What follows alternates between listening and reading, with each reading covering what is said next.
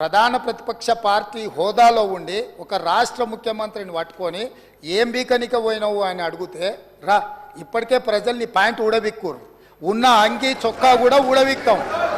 ఇప్పటికే తెలంగాణ ప్రజలు మొన్న జరిగిన ఎన్నికలలో మీ పాయింట్ ఊడబిక్కిరు. ఇవాళ ఆ పాయింట్ ఊడబిక్కితే చెప్పుకునే దిక్కులేక బొక్కబోర్ల పడితే బొక్కలు ఇరిగినాయి మీకు. అయినా మీ బుద్ధి మారలేదు. వారు ఏం చెప్పారు, మేము ప్రజావాణి అని పెడతాం, ప్రతిరోజు పొద్దున ముఖ్యమంత్రి గారు కలుస్తారని చెప్పారు. అధ్యక్ష ఈ ప్రభుత్వం వచ్చి దాదాపుగా 65 రోజుల పైసలకు అవుతోంది. ఒక్క రోజు ముఖ్యమంత్రి గారు వెళ్ళినారు అధ్యక్ష. 2-3 రోజులు మంత్రులు కనబడ్డారు అధ్యక్ష. తర్వాత మళ్ళీ ఐఏఎస్ ఆఫీసర్లనే నడుస్తూ ఉంది అధ్యక్ష. మరి మళ్ళా గదే ఐఏఎస్ ఆఫీసర్లు కేసీఆర్ గారు ఇదివరకు ఏదైతే మేము నడిపించినామో అదే పద్ధతిలో నడిపించడానికి, పాత పద్ధతులే కొనసాగించడానికి కొత్త ప్రభుత్వం ఎందుకని చెప్పి మేము అడుగుతా ఉన్నాం అధ్యక్ష.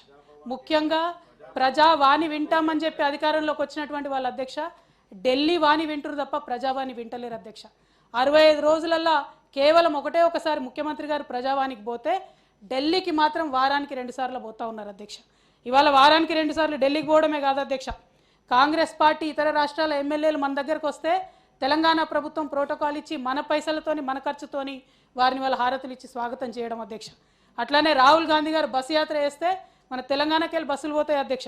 అట్లనే మొత్తం పూరా భారతదేశం వ్యాప్తంగా ఉన్న కాంగ్రెస్ పార్టీ యొక్క ఖర్చంతా కూడా తెలంగాణ రాష్ట్రం ఒక ఏటీఎం లాగా ఇలా కాంగ్రెస్ పార్టీకి మారిందని చెప్పి మేము చెప్తా ఉన్నాం అధ్యక్ష. అధ్యక్ష ఏం జరిగింది 65 రోజులలో ఒకసారి ఆలోచన చేసుకోవాలి అధ్యక్ష. కరెంటు పోతా ఉంది అధ్యక్ష. అంతకుముందు ఎన్నడూ ఒక్క నిమిషం కరెంటు పోలే కేసీఆర్ గారు ఉన్నప్పుడు. హైదరాబాద్ నడి నగరంలో 3 గంటలు 4 గంటలు కరెంటు పోతా ఉంటే ఇవాళ పారిశ్రామికవేత్తలు పారిపోతా ఉన్నారు అధ్యక్ష.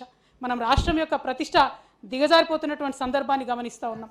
అట్లనే అధ్యక్ష ఈ రాష్ట్ర ప్రభుత్వంలో ఇంతవరకు సోషల్ వెల్ఫేర్ మినిస్ట్రీ లేదు అధ్యక్ష.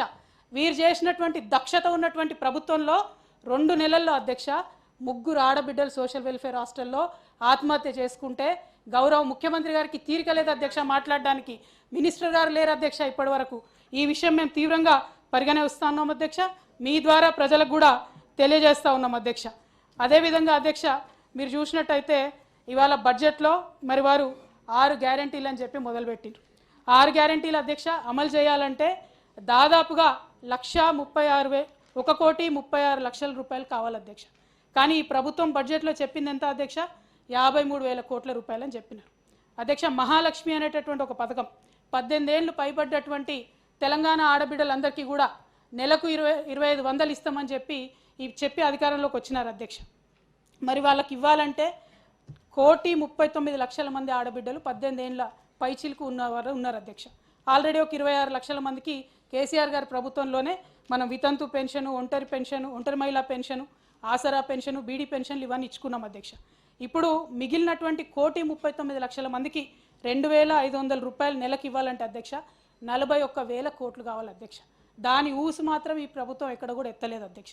అదేవిధంగా అధ్యక్ష ఈ మహాలక్ష్మి స్కీమ్లోనే నేను ప్రశ్న వేస్తూ ఉన్నాను. మరి కళ్యాణ లక్ష్మి అమలు చేస్తాం, 1,00,000 రూపాయలు కేసీఆర్ ఇచ్చిండు, దాంతోపాటు తులం బంగారం ఇస్తామని చెప్పారు అధ్యక్ష. మరి 65 రోజులలో మన రాష్ట్రంలో పెళ్లిలే కాలేదా అధ్యక్ష? ఆగిపోయినటువంటి కళ్యాణ లక్ష్మి చెక్కులతోని మరి ఆ తులం బంగారం ఎప్పుడు ఇస్తారో ఈ ప్రభుత్వం తెలంగాణ ఆడబిడ్డలకు తెలియజేయాలని కోరుతా ఉన్నాను అధ్యక్ష. అదేవిధంగా గ్యాస్ సిలిండర్ అధ్యక్ష మా పెద్దలు మసూనాచారి గారు చెప్పినట్టు 70 లక్షల మంది మహిళల పేరిటే ఈ రాష్ట్రంలో కనెక్షన్స్ ఉన్నాయి అధ్యక్ష. ఇంతవరకు రేపో మాపో ముఖ్యమంత్రి గారు ప్రారంభిస్తారని చెప్తా ఉన్నారు అధ్యక్ష. ఇంతవరకు మరి మహిళల పేరు మీద ఉన్న కనెక్షన్కే ఈ సబ్సిడీ ఇస్తారా, లేకపోతే పురుషుల పేరు మీద కొన్ని చోట్ల గ్యాస్ కనెక్షన్లు ఉంటాయి ఇస్తారా, ఆ విషయం మీద క్లారిటీ లేదు అధ్యక్ష. రెండోది నెలకు 1 సిలిండర్ ఫ్రీ 500 రూపాయలకి ఇస్తారా, లేకపోతే 2 నెలలకు ఒకసారి ఇస్తారా, అది కూడా క్లారిటీ లేదు అధ్యక్ష. ఇవి మరి ఒకవేళ 12 నెలలకు 12 సిలిండర్లు ఇస్తారనుకుంటే అధ్యక్ష 500 రూపాయలకు 4,200 కోట్ల రూపాయలు కావాలి అధ్యక్ష. మరి 4,200 కోట్ల రూపాయలకు ఎక్కడ కూడా బడ్జెట్లో ప్రావిజన్ పెట్టలేదనే విషయాన్ని తమరి ద్వారా ప్రభుత్వం దృష్టికి నేను తీసుకొస్తాను అధ్యక్ష. అట్లానే ఆర్టీసీలో మంచి కార్యక్రమం పెట్టినారు అధ్యక్ష. మహిళలందరికీ ఉచిత ప్రయాణం అని మేము హర్షిస్తూ ఉన్నాం అధ్యక్ష, స్వాగతిస్తూ ఉన్నాం. అయితే దీంతో పాటు వాళ్ళు ప్రతిపక్షంలో ఉన్నప్పుడు వికలాంగులకు కూడా ఉచిత ప్రయాణం పెడతామని చెప్పినారు అధ్యక్ష. దాన్ని సంపూర్ణంగా విస్మరించారు. ఖచ్చితంగా వికలాంగులకు కూడా తక్షణమే ఉచిత ప్రయాణం పెట్టాలని చెప్పి మేము డిమాండ్ చేస్తూ ఉన్నాం అధ్యక్ష బీఆర్ఎస్ పార్టీ తరఫున.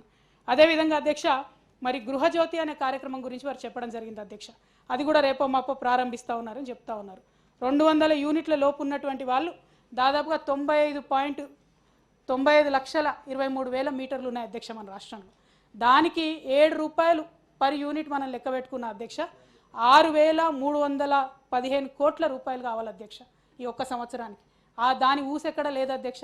మరి ప్రారంభిస్తాం రేపు అంటున్నారు, కరెంటు బిల్లులు కట్టే అవసరం లేదంటున్నారు. మరి అది ఎక్కడి నుంచి తీసుకొస్తారన్నటువంటి క్లారిటీ ఇవ్వాలి అధ్యక్ష. అట్లనే అధ్యక్ష ఇందిరమ్మ ఇండ్ల గురించి 20 లక్షల ఇండ్లు కట్టిస్తామని చెప్పి మేనిఫెస్టోలో చెప్పినారు అధ్యక్ష. 20 లక్షల ఇండ్లు సుమారు 5 లక్షలు పర్ హౌస్ కడతామని చెప్పినారు అధ్యక్ష. మరి 5 ఏళ్లలో 20 లక్షల ఇండ్లు కట్టాలంటే సుమారుగా 1,00,000 కోట్ల రూపాయలు కావాలి అధ్యక్ష. అంటే ప్రతి సంవత్సరం మినిమం 20,000 కోట్ల రూపాయల అలొకేషన్ ఉంటే తప్పితే ఈ కార్యక్రమం ముందట పడదు. మమ్మల్ని డబుల్ బెడ్రూమ్ విషయంలో అతి తీవ్రంగా విమర్శించినటువంటి కాంగ్రెస్ ప్రభుత్వం నిజంగా చిత్తశుద్ధి ఉంటే ఈ సంవత్సరం ఈ ఇందిరమ్మ ఇండ్ల పథకానికి 20,000 కోట్ల రూపాయలు పెట్టాల్సి ఉండే అధ్యక్ష. కానీ అట్లా కాకుండా తెలంగాణ ప్రజల్ని దగా చేస్తూ కేవలం 7,000 కోట్ల రూపాయలు మాత్రమే పెట్టడం జరిగింది అధ్యక్ష. దీని మీద మరి ప్రభుత్వం జవాబు చెప్పాలి అధ్యక్ష. అట్లానే ఇదివరకు మనం ఆసరా అనేది అధ్యక్ష ఇప్పుడు చేయూత పేరుతోని పెన్షన్లు ఇస్తామని చెప్పినారు అధ్యక్ష. ఇప్పటికే మన రాష్ట్రంలో 43,68,000 మందికి పెన్షన్లు వస్తూ ఉన్నాయి అధ్యక్ష. కానీ కాంగ్రెస్ పార్టీ ఏం చెప్పింది అధికారంలోకి రాకముందు, వికలాంగులకు 6,000 చేస్తాం, ఇతరులకు పెన్షన్లు 4,000 చేస్తామని చెప్పినారు అధ్యక్ష. ఇంతవరకు పెంచినటువంటి దాఖలాలు ఎక్కడ కనబడతలేవు అధ్యక్ష. ఇవాళ మీ ద్వారా నేను ప్రభుత్వాన్ని అడుగుతా ఉన్నా అధ్యక్ష, పాత పెన్షన్ ఇవ్వడానికి కొత్త ప్రభుత్వం ఎందుకు అధ్యక్ష? మరి పాత పెన్షనే ఇచ్చేది ఉంటే కొత్త ప్రభుత్వం ఎందుకు? వాగ్దానం చేసింది ఏంది, మేము ఇలా అధికారంలోకి వస్తాం తెల్లారే మీకు ఇస్తామని చెప్పడం జరిగింది అధ్యక్ష. ఒకవేళ వాళ్ళకి నిజంగా చిత్తశుద్ధి ఉండి వికలాంగులకు 6,000 చేస్తే అధ్యక్ష 5,50,000 మంది వికలాంగులకు మన రాష్ట్రంలో కేసీఆర్ గారి ఆధ్వర్యంలో మనం పెన్షన్లు ఇచ్చుకున్నాం అధ్యక్ష 4,000. కానీ ఇప్పుడు అది 6,000 చేస్తే దానికి 3,900 కోట్ల రూపాయలు కావాలి అధ్యక్ష. అట్లానే మిగతా 38 లక్షల మంది పెన్షన్దారులకు 18,240 కోట్లు కావాలి అధ్యక్ష. కానీ ఈ కేటాయింపు మాత్రం బడ్జెట్లో ఎక్కడ కనపడలేదు అధ్యక్ష. మరి దీని మీద ప్రభుత్వం స్పందించాలని నేను కోరుతా ఉన్నాను అధ్యక్ష. అట్లానే యూత్ డిక్లరేషన్ అని వారి పెద్ద నాయకురాలని ఒక ఆవిడని తీసుకొచ్చి హైదరాబాద్లో చేసినారు అధ్యక్ష. దాంట్లో చెప్పినటువంటి ఏ ఒక్క అంశం కూడా ఇవాళ మేనిఫెస్టోలో లేకపోవడం నిజంగా బాధాకరం అధ్యక్ష. బడ్జెట్లో లేకపోవడం నిజంగా బాధాకరం. ఏం చెప్పినారు అధ్యక్ష? దీంట్లో ప్రతి అమరవీరుడి యొక్క కుటుంబంలోంచి ఒకరికి ఉద్యోగం ఇస్తామని చెప్పినారు అధ్యక్ష. ఒక్క చిన్న అడుగు కానీ ఒక చిన్న మాట కానీ దాని గురించి బడ్జెట్లో పెట్టలేదు అధ్యక్ష. 75% రిజర్వేషన్ జాబ్స్ ఎక్కడ దేంట్లో ప్రైవేట్ ఇండస్ట్రీస్లో ఇస్తామని చెప్పినారు అధ్యక్ష. దాని మీద పాలసీ పరంగా ఒక మాట కూడా మాట్లాడలేదు అధ్యక్ష.